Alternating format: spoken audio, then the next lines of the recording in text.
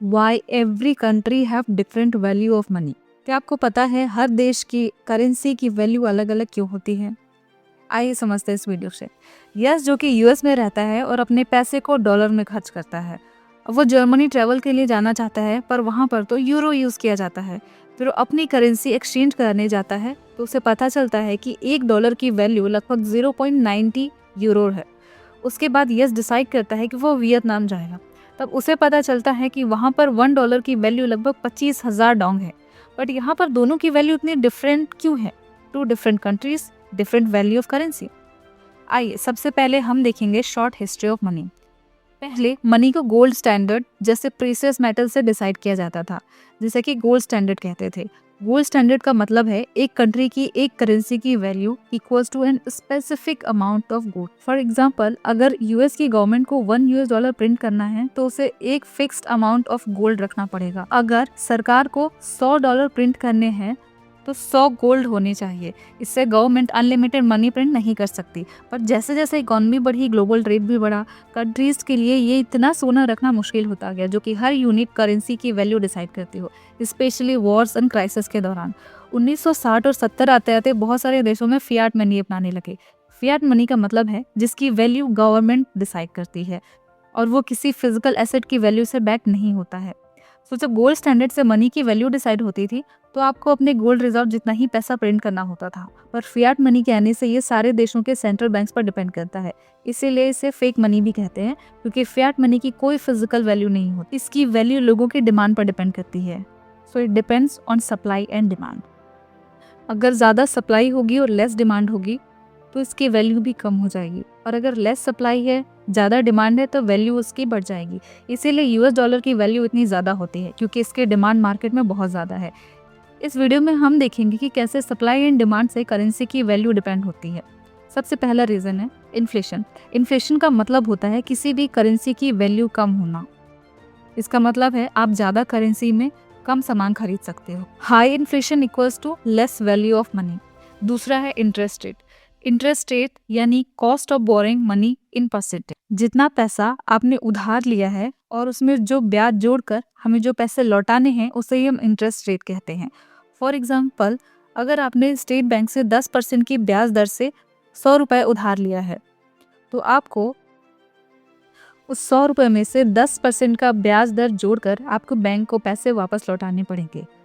Central bank किसी भी देश में बैंकों का इन्वेस्ट रेट डिसाइड करती है। फॉर एग्जांपल, इंडिया की सेंट्रल बैंक है रिजर्व बैंक ऑफ इंडिया, जो ये डिसाइड करती है कि ये बैंकों को कर्ज देते समय या कर्ज लेते समय ये पैसा डिपॉजिट करने पर इंटरेस्ट रेट क्या होगा।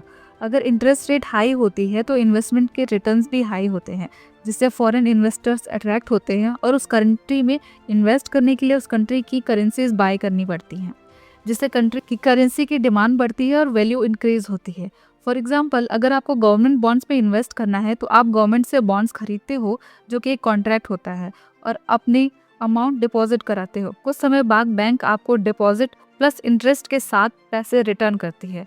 फॉर एग्जाम्पल, अगर आप 10 साल के लिए 5% के इंटरेस्ट रेट से 100 रुपये का सरकारी बॉन्ड खरीदते हैं तो आपके डिपॉजिट में इतना रिटर्न भी आएगा। सो अगर हायर इंटरेस्ट रेट होगा तो रिटर्न ऑफ इन्वेस्टमेंट भी हाई होगा। अगर यूएस के रिटर्न ऑन इन्वेस्टमेंट ज़्यादा होगी इंडिया से तो लोग यूएस में इन्वेस्ट करना चाहेंगे, तो वो अपना रुपया बेचकर डॉलर खरीदेंगे और अमेरिका के बैंक में सेविंग्स अकाउंट एंड बॉन्ड्स में इन्वेस्ट करेंगे, जिससे यूएस डॉलर का डिमांड इंक्रीज होगा और यूएस डॉलर करेंसी स्ट्रेंथन होगी। और अगर वहीं पर अगर यूएस की इंटरेस्ट रेट लो होगी और रिटर्न कम होगा तो पब्लिक किसी ऐसे कंट्री को देखेगा जहां के रिटर्न हाई होंगे, जिससे यूएस डॉलर की डिमांड डिक्रीज होगी और उसकी वैल्यू कम होगी। और इंटरेस्ट रेट किसी भी कंट्री की central bank market and situation के अकॉर्डिंग चेंज करते हैं, ना कि अपनी मर्जी से। थर्ड है कंट्री सिचुएशन फॉर इन्वेस्टमेंट।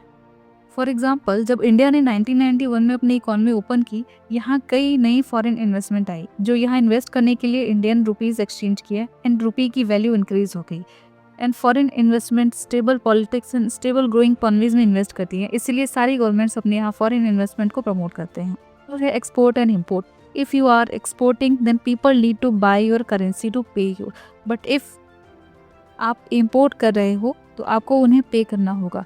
ज़्यादातर देश कोशिश करते हैं कि उनका एक्सपोर्ट रेशियो इम्पोर्ट से ज़्यादा हो ताकि उनकी करेंसी की वैल्यू इंक्रीज हो। फॉर एग्जाम्पल, सारे देश मिडिल ईस्ट से क्रूड ऑयल खरीदते हैं, तो अमेरिका ने सऊदी अरेबिया से सबसे डॉलर्स में ट्रेड करने को कहा, तब डॉलर्स की डिमांड बढ़ गई क्योंकि बहुत सारे कंट्रीज सऊदी अरेबिया से क्रूड ऑयल खरीदते हैं, जिससे यूएस डॉलर एक ग्लोबल करेंसी बनती है, जिससे US dollar number 1 global currency बनती गई। फिफ्थ है फिक्स्ड करेंसी। अगर आप स्टेबल इन स्ट्रॉन्ग करेंसी चाहते हैं तो आप अपने करेंसी की वैल्यू फिक्स कर सकते हैं किसी दूसरे पावरफुल करेंसी से। For example, 1 US dollar equals to 2 Belize dollar. Then यहाँ एक्सचेंज करने की ज़रूरत ही नहीं है, जस्ट प्राइस को डबल कर दो। पर इससे करेंसी बहुत ज़्यादा स्ट्रॉन्गर करेंसी पर डिपेंडेंट हो जाती है, क्योंकि अगर यूएस डॉलर की वैल्यू गिरेगी तो बेलिज डॉलर भी कम होगा। तो ये कुछ ऐसे रीजंस हैं जिसकी वजह से डिफरेंट कंट्री की करेंसी की वैल्यू डिफरेंट होती है। पर सवाल है कि सभी करेंसी की वैल्यू को सेम नहीं कर सकते जिससे एक्सचेंज का टेंशन ही ना रहे। जवाब है नहीं, क्योंकि हर कंट्री की नीड डिफरेंट है एंड स्ट्रेंथ एंड वीकनेस अलग है।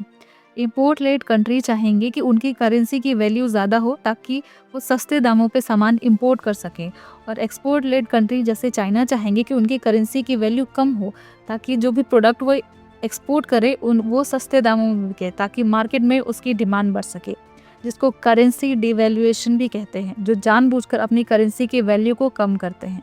अगर आपको वीडियो अच्छी लगी हो तो लाइक, शेयर एंड सब्सक्राइब।